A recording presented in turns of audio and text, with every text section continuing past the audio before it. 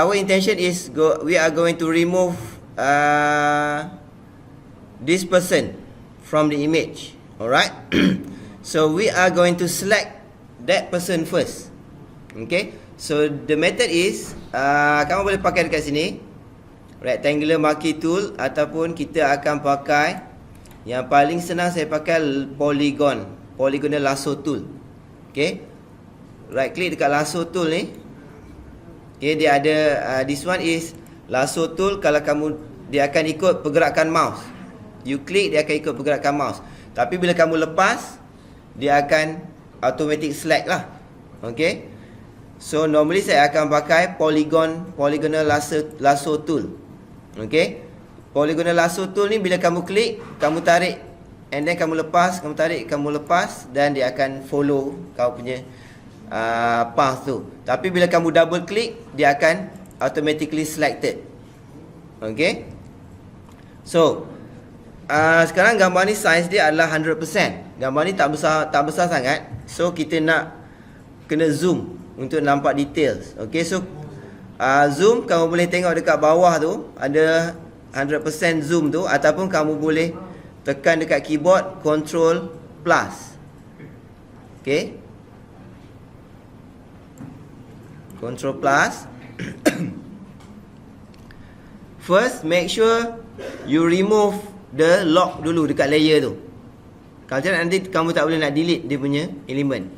Alright. Dapat So far so good. Okay, zoom. Saya zoom kat sini 300%. Okay. So we are going to start from the head. Okay. In order to select the image, okay, you have to select as close as possible. Contoh macam ni, kalau kamu tak confident, kamu zoom lagi. Okay, zoom lagi. Okay, so this is the image and the pixel that showing the difference color between the person and the background. Okay, you are going to select the background. You are not going to select the person. Kalau select person, maksudnya kamu select dekat atas dia macam ni. Alright. We are going to select the background. So background adalah di luar person tu. Contoh macam ni okay. Dia memerlukan kesabaran dan pergerakan mouse. Alright. So saya ambil macam ni, as close as possible